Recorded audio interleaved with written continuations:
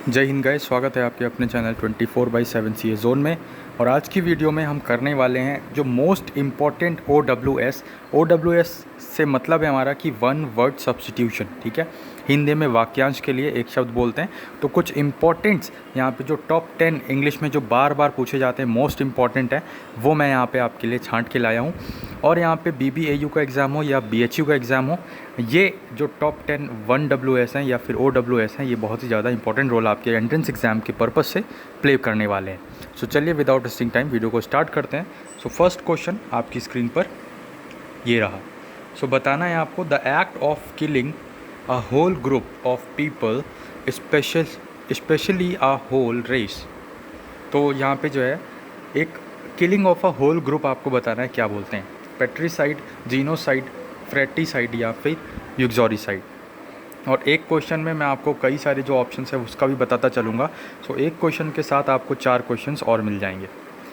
सो ये जो पहला क्वेश्चन देखें तो the act of killing a whole group of people especially a whole race is called as, क्या आप होता है? जीनोसाइड।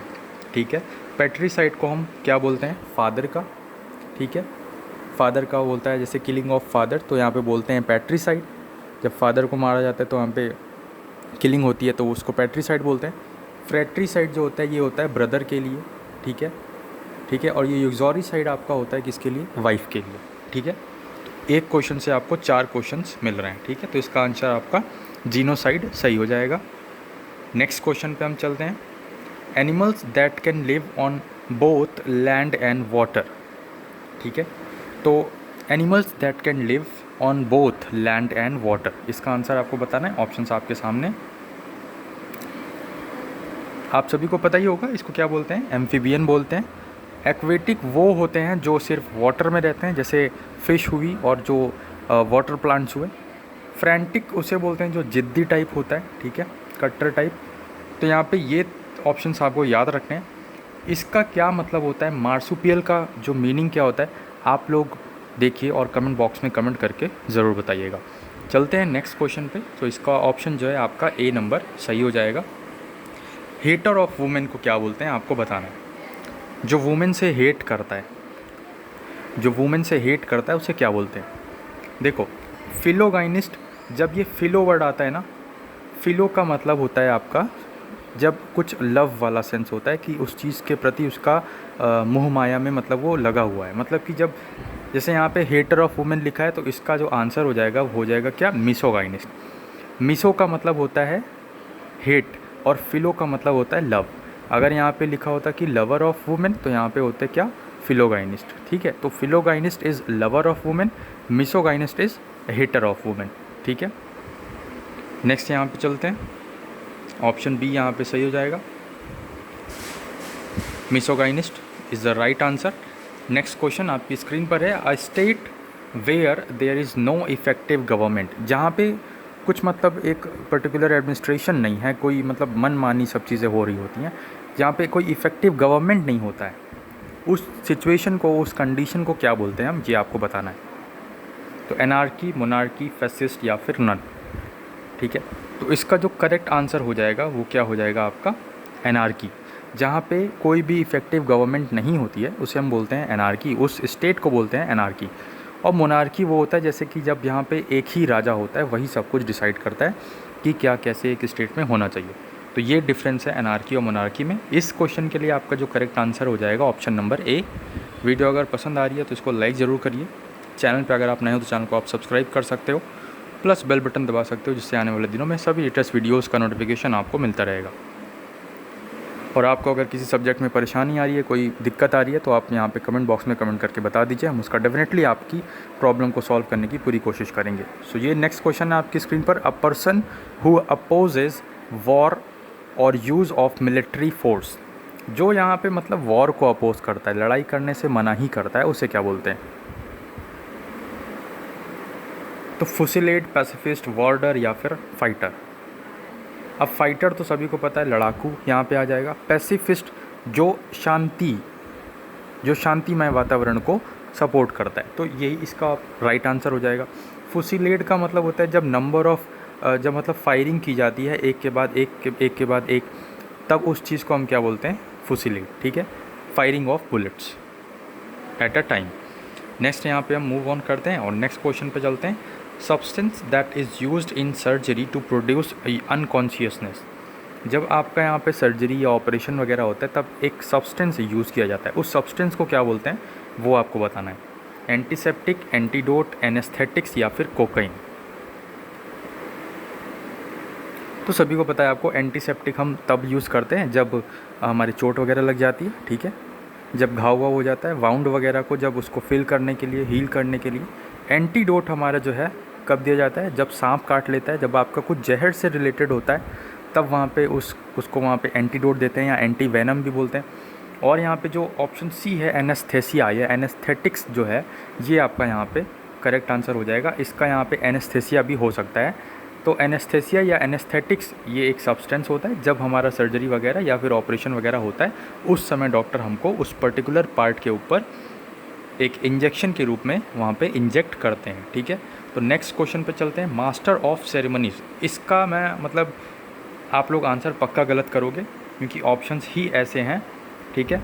हो सकता है सही भी करें, कुछ लोग पढ़ने वाले भी होते हैं और हर तरह के बच्चे होते हैं, एवरेज बच्चे। यार मैंने तो मतलब जब ये अटेंड किया था ना क्वेश्चन ये वाला, तो मैंने ये क्वेश्चन गलत किया था, इसीलिए मेरे को लगा, मतलब मेरे को क्यों लगा, क्योंकि यहाँ पे देखिए क्या लिखा है, मास्टर ऑफ सेरेमनीज़। अब इससे साफ नज़र आ रहा है कि यार मास्टर ऑफ सेरेमनीज़ तो ये सेरेमनिस्ट होगा, but that is not a correct answer है, ठीक है। व्हाट इज़ करेक्ट आंसर, अब ये कंपेयर के ऊपर किसी की नज़र नहीं जाएगी, लेकिन यही करेक्ट आंसर है, ठीक है।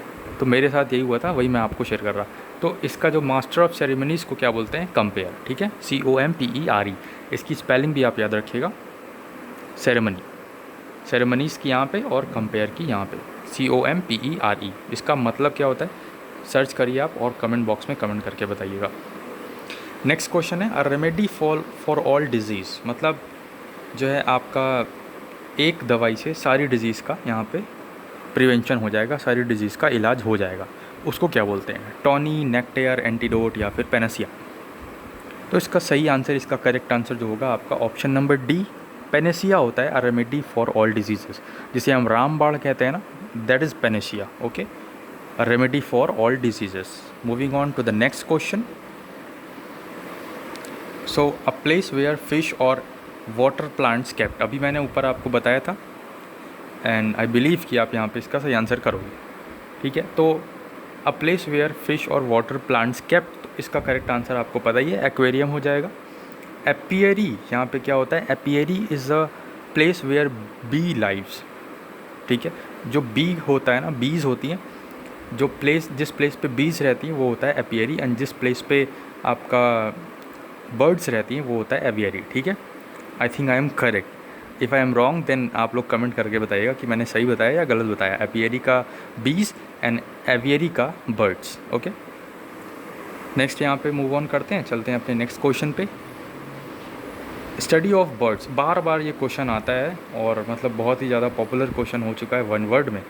तो स्टडी ऑफ बर्ड्स को क्या बोलते हैं बताना है आपको। कई बार आपको यहाँ पे ये रीजनिंग के पेपर में भी आ जाता है, और भी क्लासेस सब आपको मिलेंगी टाइम टू टाइम, और जितना हो सकेगा हम आपको सारी के सारी चीज़ें करवा देंगे, और इंग्लिश में भी और मेंटल एप्टीट्यूड का भी करवा देंगे। मेंटल एप्टीट्यूड और रीजनिंग के तो मतलब आप लोग को ऐसी क्लासेस करवाएंगे, ये अगर आपने एकदम ध्यान से वो क्लासेस की तो एक भी क्वेश्चन, मेंटल एप्टीट्यूड के शायद 15 क्वेश्चन आने और रीजनिंग के भी ऐसे ही शायद 15-20 क्वेश्चन आने। वो क्लासेस अगर आप करोगे तो डेफिनेटली वो 15 क्वेश्चन रीजनिंग के और 15 क्वेश्चन वो जो मेंटल एप्टीट्यूड के हैं वो एकदम मतलब चेक दोगे एकदम डायरेक्ट, ठीक है। लेकिन प्रैक्टिस उसके लिए चाहिए, तो प्रैक्टिस आपको करनी पड़ेगी। अगर आप प्रैक्टिस कर सकते हो तो कमेंट बॉक्स में कमेंट करके बताना कि आप प्रैक्टिस कर सकते हो या नहीं, तभी यार, क्योंकि क्लास बनाने में बहुत मेहनत लगती है, और उसको बनाना, फिर आपके लिए कंटेंट बनाना, उसको देना, बोलना, आपको समझाना, ठीक है। तो उस चीज़ का फ़ायदा भी तो होना चाहिए ना, जब उस चीज़ का इफ़ेक्ट होता है तब हेल्प करने में और यहाँ पे और वीडियोस बनाने में भी मन लगता है। सो आप लोग बताना कि क्या अगर मैं वो वीडियोस आपको प्रोवाइड करूँगा तो क्या रियलिटी में आप वो सब करोगे, मेहनत कर सकते हो उतनी, ठीक है, या फिर ऐसे ही मतलब फॉर्म भर दिया और कोई मतलब नहीं। आई डोंट थिंक कि अगर आप ये वीडियो पूरी देख रहे हो तो ऐसा होगा। वट आई बिलीव कि हाँ, अगर आप यहाँ तक पूरा देख रहे हो या ऐसी वीडियो देख रहे हो, मेरी बातें सुन रहे हो, तो आप सीरियस हो, आप सीरियस हो अपने भविष्य को लेकर, आप सीरियस हो अपने एडमिशन को लेकर, आप सीरियस हो जो आपने फॉर्म भरा है, आप सीरियस हो जो आपके माता पिता ने जो आपको पैसे दिए हैं उस पैसों के प्रति, तो अपने फ्यूचर के प्रति यहाँ पे सीरियस रहिए। और ठीक है, एंजॉयमेंट वगैरह करते रहिए, मैं ये नहीं कह रहा कि मतलब अब सीरियस ही हो जाइए एकदम, बट हाँ पढ़ाई के समय पढ़ाई करिए, अच्छे से पढ़ाई करिए, और जो भी दिक्कतें हैं तो उनको मतलब सॉल्व करने की कोशिश करिए, हमसे पूछ लीजिए। अब आपको यहाँ पे एक प्लेटफॉर्म मिल गया यूट्यूब जहाँ पे आप पूछ सकते हो, क्योंकि एक्सपीरियंस है तो उस हिसाब से जो भी मैंने देखा या समझा या फिर सुना किसी से या फिर मैंने खुद वो चीज़ें फ़ेस की, तो मैं उस बेसिस पे आपको समझा सकता हूँ, बता सकता हूँ। और नहीं पता होती तो यार साफ बोल देता हूँ कि ये मेरे से नहीं पता है, मेरे को आप कॉलेज में पूछ लीजिए या किसी और से पूछ लीजिए। तो कुछ भी अगर दिक्कत रहा करे तो यहाँ पे आप बता दिया करो। बहरहाल इस क्वेश्चन का आंसर बताइए। Study of birds is called एज, तो study of birds is called एज यहाँ पे हो जाएगा ऑर्निथोलॉजी। ठीक है, एंटोमोलॉजी होता है आपका इंसेक्ट्स की स्टडी होती है, तब होता है वो एंटोमोलॉजी। और यहाँ पे बर्डोलॉजी है, ये कुछ नहीं होता है, ये जस्ट फॉर कन्फ्यूजन मैंने अपने आप से ये वाला जो है वर्ड बनाया बर्डोलॉजी, तो that is not a correct answer, आपको ध्यान रखना है। Ornithology is the correct answer, that is called as study of birds. Okay, moving on to the next question. So guys, next question is irresistible craving for a alcoholic drinks. मतलब अब जो पियक्कड़ व्यक्ति होता है, जो मतलब जिसको अल्कोहल लेने का एकदम नशा चढ़ जाता है, एकदम एडिक्ट हो जाता है, उस पर्सन को क्या बोलते हैं? या जिसको मतलब बहुत ज़्यादा एक मैनिया टाइप का होता है ना, कि जिसको मतलब कुछ excessive desire of something, that kind of thing is use to be called as mania. ठीक है, जब आपको किसी चीज़ के प्रति बहुत ही ज़्यादा एक्सेसिव डिज़ायर होती है, इच्छा होती है एकदम, ठीक है, कि बस हमको ये काम करना है, ये चीज़ चाहिए तो चाहिए, ये चीज़ खाना है तो खाना है, ये चीज़ में BHU में एडमिशन चाहिए तो चाहिए, BBAU में एडमिशन चाहिए तो चाहिए, ये सब जो डिज़ायर है ना, that is called as mania. लेकिन अब हर एक चीज़ की अलग अलग, जैसे कि वाटर की है तो हाइड्रो करके आएगा हाइड्रोमैनिया, एक्सेसिव डिज़ायर ऑफ वाटर तो हाइड्रोमैनिया। ठीक है, और यहाँ पे अगर आपका चुराने की है किसी चीज़ के तो वहाँ पे क्लेप्टोमैनिया आएगा। सो हर एक चीज़ का अलग अलग होता है, लेकिन मैनिया जो वर्ड है ये इसका जो मीनिंग होता है वो होता है एक्सेसिव डिज़ायर। ठीक है, तो अब यहाँ पे आप देख सकते हो irresistible craving for alcoholic drinks. तो जब एल्कोहलिक ड्रिंक्स की बात आती है ना, तो यहाँ पे एल्कोहलोमैनिया तो नहीं होगा। ठीक है, ये भी ऑप्शन मैंने बनाया है आपके लिए, लेकिन कंफ्यूज करने के लिए बनाया था, लेकिन ऐसा यहाँ पे कुछ नहीं होगा। ऑप्शन नंबर ए जो है आपका करेक्ट हो जाएगा, dipsomania is the correct answer. And dipsomania is a mania that use to refers that when a person is very much attracted towards, very much addicted towards alcoholic drinks. Okay, moving on to the next question। यहाँ पे आपके सामने है, आपकी screen पर है, आपको बताना है the believe that everyone is equal and should have the same rights and opportunities. ठीक है, ये मैं इसको थोड़ा सा ऐसे कर देता हूँ, अब दिख रहा होगा आपको सही से। The believe that everyone is equal and should have the same rights and opportunities.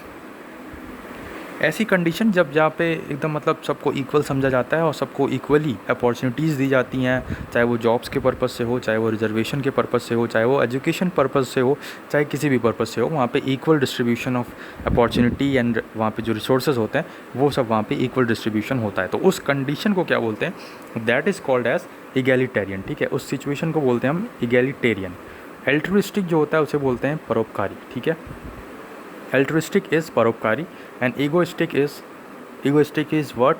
जब मैं वाली भावना आती है तब। ठीक है, मैं अहंकार वाली जब भावना आती है, जब आप अपने आप को बहुत ही ज़्यादा तीसमारखा समझने लगते हो, that is called as egoistic। आप किसी और को कुछ नहीं समझते, तब वो हो जाता है egoistic। तो egoistic नहीं बनना है, आपको नॉर्मल रहना है, ह्यूमैनिटी आपके अंदर होनी चाहिए, और दूसरों के प्रति रेस्पेक्ट रखिए, अपने बड़ों के प्रति हो या वो चाहे अपने आपके टीचर के प्रति हो। So guys, that's all. यहाँ पे ये कुछ इंपॉर्टेंट 1WS थे, मतलब OWS थे, 1 वर्ड सब्स्टिट्यूशन थे।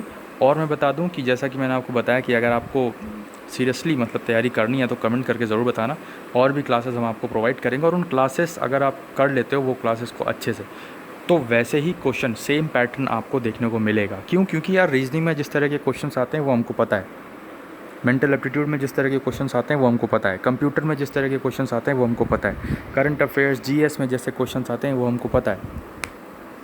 ठीक है, तो उसी के हिसाब से, उसी बेसिस पे जो पैटर्न आता है उसी पैटर्न पे तैयारी करवाएंगे। अब जब आप उस पैटर्न पे तैयारी करोगे, अकॉर्डिंग टू योर सिलेबस तैयारी करोगे, जो सिलेबस है वो भी हमने देख रखा है, इसीलिए हम ये क्लासेस अब आपको करवाना शुरू कर रहे हैं। तो आपको अगर सीरियसली तैयारी करनी है तो कमेंट करके ज़रूर बताना, आने वाले दिनों में वो सब हम आपको proper time to time, topic to topic wise ऐसी क्लासेस करवाएंगे कि आपका सिलेक्शन जो है निश्चित हो जाएगा।